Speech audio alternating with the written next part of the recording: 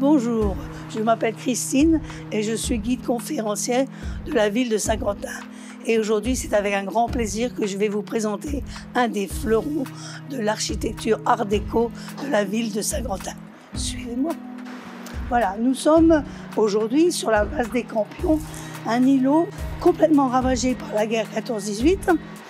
Et c'est là que la ville a décidé d'y ériger des bains-douches.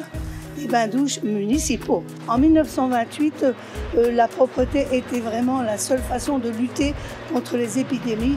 Je pense à la tuberculose. Et également, il faut savoir qu'à cette époque, la salle de bain était encore une chose rare dans les maisons. Ce bâtiment, entièrement en briques, comporte 3 parties. Il y a 2 bâtiments latéraux, plus un central. Sur les pavillons latéraux absolument identiques, on découvre vers le haut une frise de briques posée en dents d'engrenage. Cette frise de briques souligne l'immense épaisseur de la corniche en béton armé et lissé. Plus bas, on ouvre des fenêtres. Ces 2 fenêtres sont rectangulaires. Et puis plus bas encore, on ouvre cette fois-ci des fenêtres en plein cintre géminé.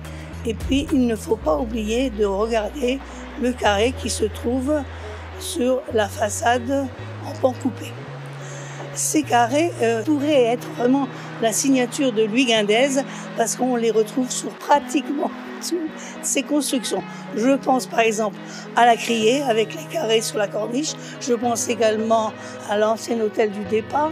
Je pense également au parquet de l'hôtel de ville qui commence par un carré. Voilà. La partie centrale est en retrait et beaucoup plus haut puisqu'elle possède un étage d'attique. Cet étage d'attique est absolument amusant puisqu'il ressemble à une sorte de mirador. Entre ces 2 fenêtres d'angle, on peut voir un fronton à redans. Sur ces redans sont posées des tuiles. Puis plus bas, l'entrée. C'est en voulant évoquer les termes romains que Louis Guindez a marqué le passage, marqué l'entrée, on va dire, par le passage sous une pergola et vers une baie thermale. Cette baie thermale est en plein cintre soutenu par 2 colonnes qui sont cintrées ou cerclées de mosaïques de couleur bleue, jaune et blanche, mosaïques que l'on retrouve également dans le haut des colonnes tronconiques en ciment de la pergola. Ces colonnettes sont séparées par une clôture où l'on voit la découpe de losanges couchés. Sur la pergola, une glycine court et va certainement fleurir à la fin du printemps et se couvrir de grappes bleues et odorantes. C'est en 1999 que la ville décide de fermer ses bains-douches. Les 2 baignoires et les 16 douches sont remplacées par des bureaux. Et que reste-t-il? Que reste-t-il de toute cette vie dans les bains-douches? 2 choses.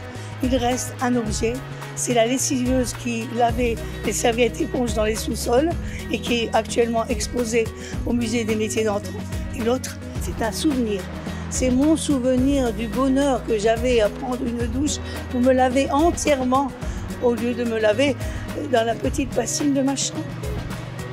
J'espère que cette visite vous a plu et qu'elle a satisfait votre curiosité. Et c'est avec plaisir que nous nous reverrons pour une prochaine visite.